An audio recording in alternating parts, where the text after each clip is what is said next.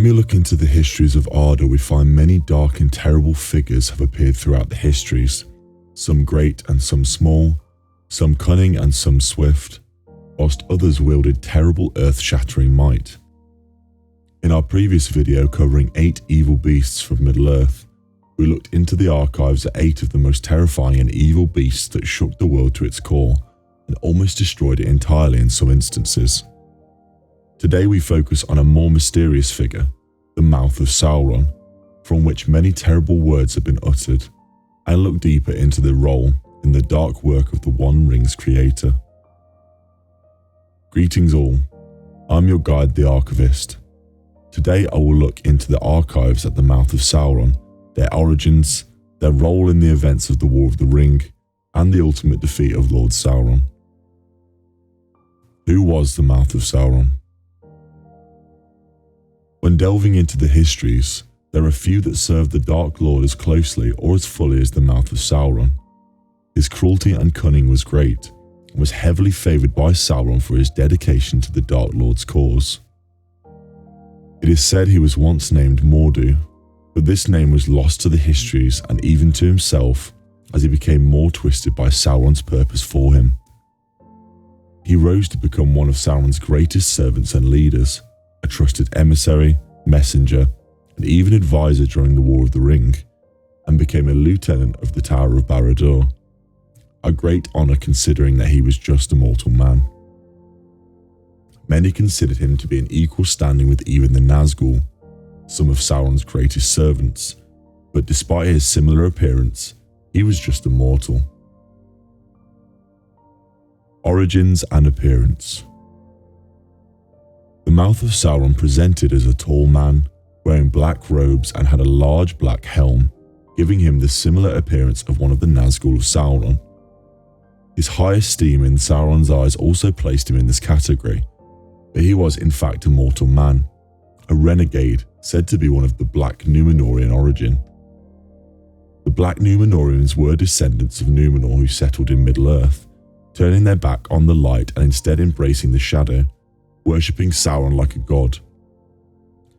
Sauron's corruption of Númenor caused some among them to seek him out as their god, whilst those uncorrupted settled and formed the lands of men in the west, including Gondor. It was said in the archives that despite the mystery surrounding his initial origins, his name was Mordu, and he hailed from a noble house in Gondor, but was captured, and once exposed to the dark, it cast a long shadow on his soul. He began to crave the taste of evil knowledge, and once Sauron rose again, he sought to join him. Once in the Dark Lord's service, Mordu rose through the ranks quickly due to his cruelty and cunning, traits that Sauron himself had shown in abundance during the dealings in Middle-earth. Because of his proximity to the Dark Lord and due to his favour, he learned some of Sauron's mind, was taught great sorcery also. He became a powerful symbol for the might of Sauron, and also having a keen mind, became a speaker for the will of the darkness. Because of his abilities and aptitude, he rose to the rank of lieutenant of the Tower of Barad-dûr quite quickly, a great honour not given to many. He was also one of the few beings to directly communicate with Sauron himself, which also gives us great insight into the value that Sauron saw in him, and it is said that he was one of the few beings who used Sauron's elvish name. Whilst delivering missives for the Dark Lord, he would ride a terrible black steed that was hideous with flames for eyes and a skeletal countenance. History before the War of the Ring. The Mouth of Sauron's main entries into the archives happened prior to and during the War of the Ring, although details surrounding some of the potential locations are unsure. It is possible that the Mouth of Sauron was present during the torture of Gollum, eventually learning of Bilbo Baggins and the Shire in regards to the One Ring from 3009 to 3017, and then given the task of finding and retrieving it. Another entry from this period, at 3017, shows that the Mouth of Sauron may have been the messenger sent to the Lonely Mountain, a horseman of the night who offered the dwarves an alliance with Lord Sauron the Great. He offered to trade for the bargain that they share all they know about Bilbo Baggins and the Shire in return for the Kingdom of Moria forever. If they found and returned the ring to him, they'd receive 3 dwarven rings of power and Moria, but also offered the dark alternative, that things would not seem well for them if they refused. At this prospect, Dain, the king under the mountain, sent the messenger away with a non-reply, saying he needed time to consider, at which the Mouth of Sauron replied, "Not too long." Dain then prepared the mountain for war, knowing the refusal would not be taken well, along with sending Gloin to join the Fellowship to warn the forces of good against the imminent threat and participate in the Council of Elrond. The Mouth of Sauron may have also appeared in 3018, where Sauron learned that Saruman may know where the One Ring was hiding. These messengers struck out to find the Nazgul in the Wold of Rohan, but had failed to find any information about the location of the ring themselves. The Mouth first told the Nazgul of Sauron's terrible threats should they continue to fail in their search, before giving them information to continue searching in Isengard. Appearance during the War of the Ring.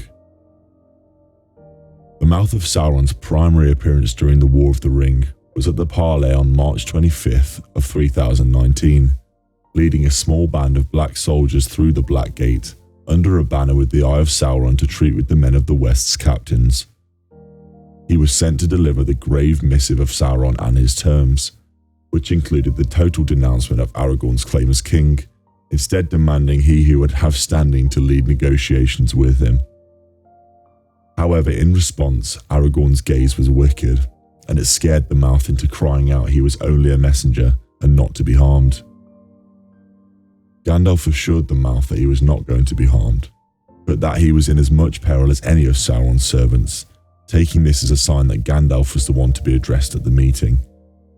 He then showed the company of the West the items of Sam and Frodo that had been stolen from them during their capture, and garnered a reaction from Peregrine Took that confirmed he knew something was amiss. The Mouth of Sauron was ever cunning, and this was proven to his advantage in the meeting, gaining the reaction of the company at the sight of the confiscated items from their friends. This led to his thoughts and insight about the connection between the company and Frodo and Sam as the marks of a conspiracy, something which was well learned and fostered in the Mouth of Sauron. The Mouth then considered the connection between Gandalf and the spy, before allowing the captains to converse with themselves, noting the horror and fear in their eyes as he insinuated the torture of the spy in the tower if they did not comply. This misery would have given the Mouth great satisfaction considering his dispensity for cruelty, and it's clear they relished this moment. The Mouth then prolonged the suspense and anguish of the company before smiling at each of them in turn, gazing into their eyes and providing Sauron's terms. He would allow the imp to go free, so long as Sauron's terms were heeded totally. The terms stated that the rabble of Gondor and its deluded allies would first swear oaths to never assail Sauron the Great in arms, open or secret ever again, after which they would withdraw west across the Anduin. Sauron's hold over the lands east of the river would last forever.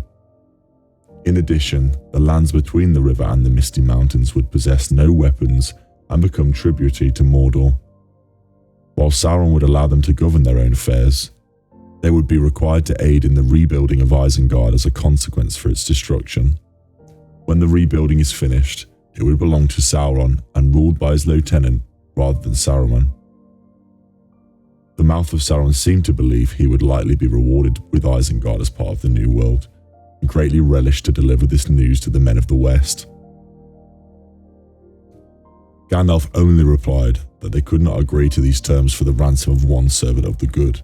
Also knowing that Sauron was a master of treachery throughout history, it seemed very unlikely that any of this would transpire the way the Dark Lord had offered it, with Gandalf referring to him as the base master of treachery.